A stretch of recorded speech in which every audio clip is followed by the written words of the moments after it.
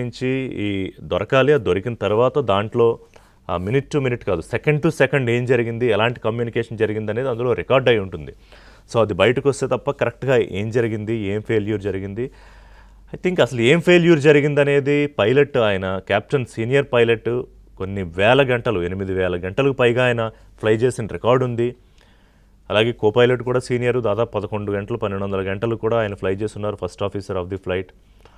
ఏం జరిగిందో పైలట్ ఆ కెప్టెన్కి అర్థమయ్యేలోపే ఈ ప్రమాదం జరిగిపోయి ఉంటుంది. ఇక సిబ్బంది ఆ నిమిషంలో, ఆ టైంలో వాళ్ళు పడిన టెన్షను, అసలు ఏం జరుగుతోందో తెలియకంటే, విమానం ప్రయాణం చేసి అందరికీ తెలుసు. ఇప్పుడు నేను చెప్పబోయేది ఒక చిన్న టర్బులెన్స్ వస్తూనే, అంటే క్లౌడ్స్ కొంచెం ఎక్కువగా ఉన్నప్పుడు ఆ క్లౌడ్స్లోంచి పాస్ అయ్యేటప్పుడు ఒక టర్బులెన్స్ వస్తుంది, ఒక కదలిక వస్తుంది.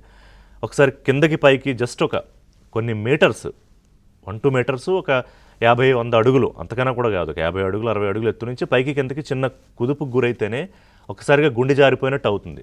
ఇక దిగుతామా, మనం దిగదామా ఈ విమానంలోంచి అని చాలామందికి ఎక్స్పీరియన్స్ అనేక సందర్భాల్లో జరుగుతుంది రెగ్యులర్ ఫ్లైయర్స్కి. కానీ ఇలాంటి ఒక ఘటన అన్ని 100 అడుగులు ఎత్తు నుంచి పడిపోవడము, పడిపోయిన వెంటనే మంటల్లో కంటే చుట్టూ చూసి ఏం జరుగుతోందనే లోపే ఈ ప్రమాద ఘటన జరిగిపోయింది.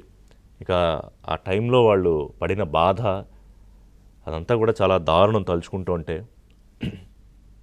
ఏ ఒక్కరు కూడా ఇందులోంచి అవకాశం లేదు. ఇక అఫీషియల్గా డిక్లరేషన్ రావాలంతే. కానీ దాదాపు అందులో 242 మంది కూడా మృత్యువాత పడిన పరిస్థితే. ఇక కోలెటరల్ డ్యామేజ్, ఇందాక నేను చెప్పినట్టుగా కాలేజీలో విద్యార్థులు ఎంతమంది చనిపోయారు, దానికి సంబంధించి కూడా అప్డేట్స్ తెలుస్తాయి. కాసేపట్లో ఒక్కొక్క విషయాలు కూడా బయటకు వస్తాయి. అహ్మదాబాద్ నుంచి లండన్ బయలుదేరిన ఈ విమానం బోయింగ్ A171 విమానం, అది బోయింగ్ 787-8 సిరీస్ విమానం కూలిపోయింది. బోయింగ్ విమానాలకు సంబంధించి గతంలో కూడా అనేక చర్చలు జరిగాయి. AI-171 సిరీస్ ఈ విమానం. సో మేఘానీ నగర్ ఘోడాసర్ క్యాంపస్, ఆ క్యాంపు, ఆ ప్రాంతాన్ని అలా పిలుస్తారు. 1:39కి కూలిపోయింది. 1:39కి బయలుదేరిన 5 నిమిషాల్లోపే కూలిపోయిన పరిస్థితి. వైడ్ బాడీ బోయింగ్స్ అంటారు వీటిని. బోయింగ్ 787 డ్రీమ్ లైనర్ అంటే one of the most prestigious airplanes ఇవి. ఎయిర్లైన్స్లో ఈ స్థాయి విమానాలు కొన్నే ఉంటాయి బోయింగ్స్. అసలు బోయింగ్ విమానం ఎక్కేమని చెప్పుకోవడానికి చాలా గొప్పగా ఫీల్ అవుతారు. అతిపెద్ద విమానాలు అంటే సాధారణంగా ఉండే డొమెస్టిక్ విమానాలు కాకుండా ఇంటర్నేషనల్ ట్రావెల్స్కి ఎక్కువగా ఉపయోగిస్తారు బోయింగ్ కమర్షియల్ ఫ్లైట్స్ని. సో మొత్తం మీద 217 మంది అడల్ట్స్, పెద్దవాళ్ళు, 11 మంది పిల్లలు, 2 ఇన్ఫాంట్స్, నెలల పిల్లలు, 12 మంది క్రూ, మొత్తం మీద 242 మందితో కూడిన ఈ విమానం కూలిపోయిన ఘటన, కాలిపోయిన అతిపెద్ద యాక్సిడెంటు. ఇండియన్ ఏవియేషన్ హిస్టరీలోనే అతిపెద్ద యాక్సిడెంట్గా చెప్తున్నారు దీన్ని.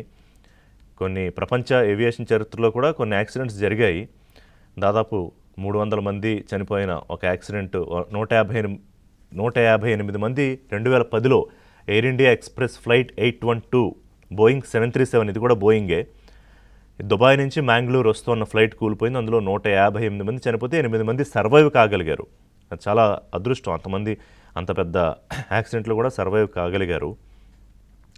ఇండియన్ ఎయిర్లైన్స్ ఫ్లైట్ డిసెంబర్ 24, 99లో అది చిన్న యాక్సిడెంట్, ఒకళ్ళు చనిపోయారు, 192 మంది సర్వైవ్ కాగలిగారు. 349 మంది చనిపోయిన ఘటన నవంబర్ 12, 1996లో జరిగింది.